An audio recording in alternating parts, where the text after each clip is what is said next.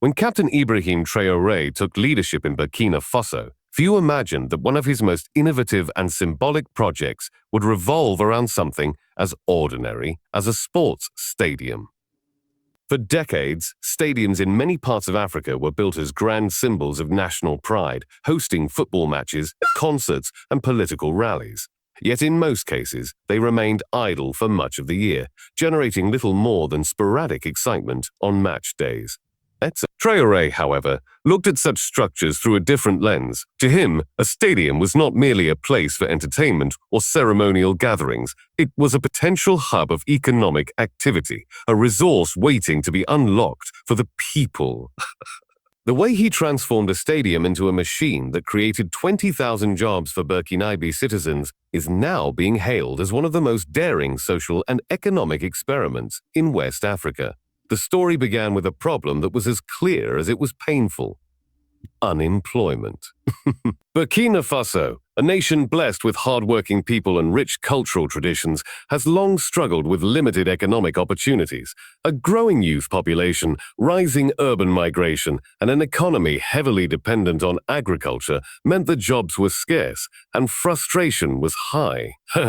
Traoré recognized that addressing unemployment was not just an economic necessity but also a political imperative.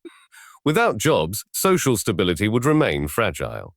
Without dignity of work, the hopes of the younger generation would wither. He needed a solution that was fast, visible, and scalable. The Ouagadougou Stadium stood as a massive, underutilized structure in the heart of the capital. Built decades earlier with international assistance, it had hosted memorable football tournaments and political rallies, but outside of those events, it sat mostly empty, surrounded by vendors scraping a living on the sidewalks.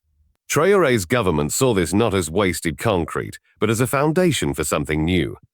Why should a building capable of holding 35,000 people be left to gather dust when it could instead become an engine of livelihoods? Why not turn a symbol of national pride into a symbol of national productivity?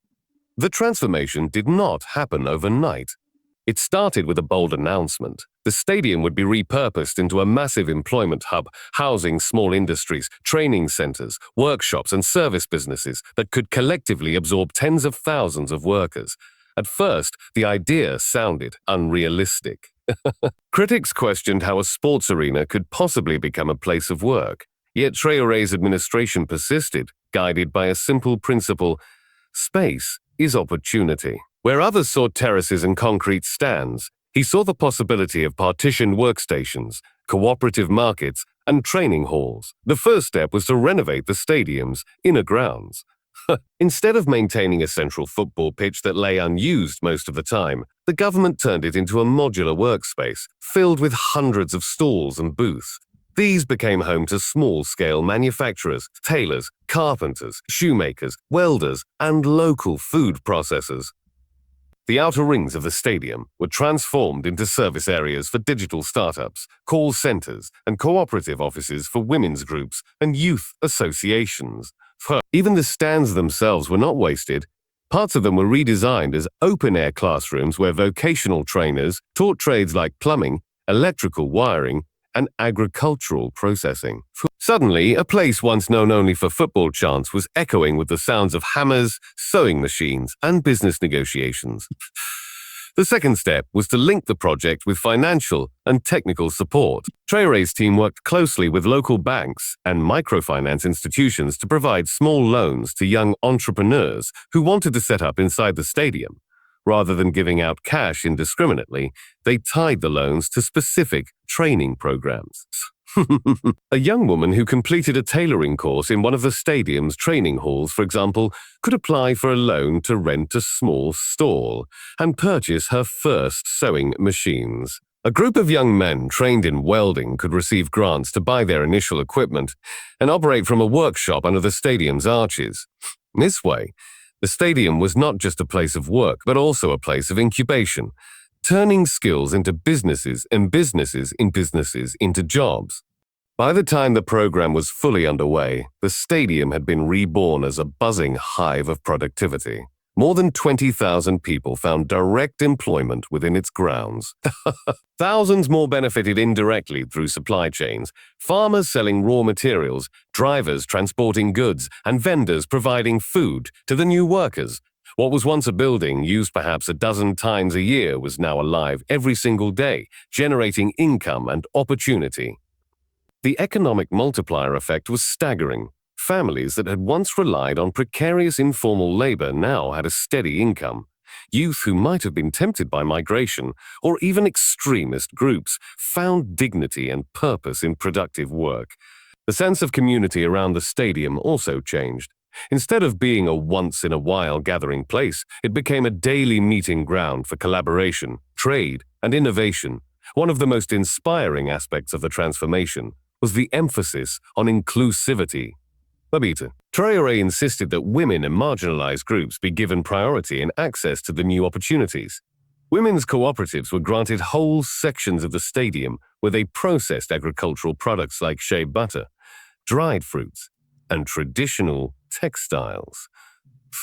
This not only provided income for the women, but also gave international exposure to Burkina Faso products as some of these goods began to be exported. For many families, this meant a new era of stability, where children could go to school, healthcare could be paid for, and futures could be planned with a sense of hope. The symbolic power of the transformation cannot be overstated.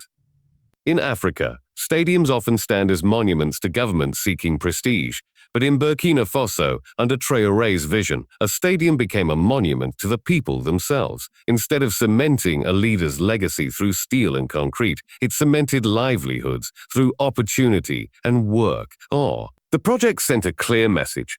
Development is not about building new monuments, but about reimagining what already exists for the good of the people. This philosophy resonated across the country and beyond its borders, drawing attention from other African nations exploring similar ideas. Similar ideas. Of course, challenges were plentiful. Managing such a vast hub of workers required strict organization, security, and maintenance. There were disputes over stall allocations, delays in disbursing loans, and initial skepticism from some citizens who doubted the durability of the project.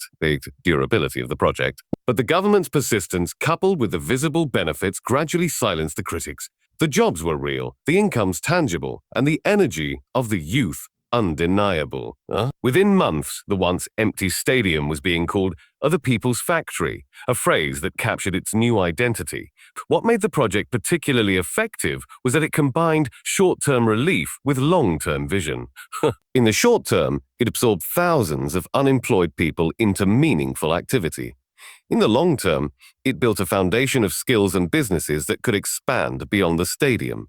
Many of the small enterprises incubated inside the stadium eventually grew large enough to move out and set up independent shops and factories across the city. This created a cycle. New businesses left, opening up space for new startups to enter, ensuring that the stadium remained a continuous source of opportunity rather than a one-time fix. Traoré's bold experiment in stadium economics is now studied as a model of creative governance. It demonstrates that solving unemployment does not always require massive foreign investment or complex industrial zones. Sometimes, it simply requires reimagining what is already at hand and trusting in the energy of the people. The Ouagadougou Stadium could have remained a relic of past governments, hosting occasional football matches while unemployment festered outside its gates. Instead, it became a beacon of possibility, reminding citizens that spaces belong to the people and must serve them. The international community has taken notice as well. Delegations from neighboring countries have visited Burkina Faso to study the model. Some are considering how their own underused stadiums and large public buildings could be converted into employment hubs. Development experts have pointed out that this approach reduces the cost of infrastructure by repurposing existing assets instead of building entirely new ones. Investors, too, are watching with interest, particularly as the businesses born in the stadium show signs of expanding into regional markets. For the people of Burkina Faso, however, the significance is less about international praise and more about everyday survival and dignity. A father who once struggled to provide for his family can now work as a carpenter in the stadium and afford school fees for his children. A mother who once sold snacks on the street can now operate a small food processing unit and employ her neighbors. Young graduates who once felt trapped in joblessness can now find meaningful work in call centers and digital startups. These stories, multiplied by the thousands, represent the real impact of the stadium transformation. Traoré himself has spoken about the project with humility. He frames it not as his personal achievement, but as proof of what the Burkinabe people can accomplish when given space and support. He has repeatedly said that the true wealth of Burkina Faso is not its minerals or its land, but its people, and that unlocking their potential is the surest path to national strength. By turning a stadium into a job machine, he has given flesh to those words. He has shown that leadership is not just about managing crises, but about daring to reimagine the possible. The journey is not over. Sustaining the stadium as a long-term employment hub requires continued investment, careful management, and adaptation to changing economic conditions. There is still the risk that political instability or financial shortfalls could undermine the progress. Yet the foundation has been laid, and the spirit of innovation has been ignited. Burkina Faso's youth, once seen as a burden due to unemployment, are now increasingly seen as an asset. And it all began with a leader who looked at a stadium and asked, what if this could be more? In the end, the transformation of the stadium is more than a story about jobs. It is a story about imagination, about refusing to accept limits, and about proving that even the most ordinary spaces can become extraordinary engines of change when guided by vision and courage. Traoré's experiment has given Burkina Faso not just 20,000 jobs, but also a new narrative of possibility, a narrative in which the people themselves are the champions, and their stadium is not for watching, but for building, not for cheering, but for working, not for waiting, but for creating. It is a story that will echo in the chants of future generations, long after the final whistle of politics and football is blown.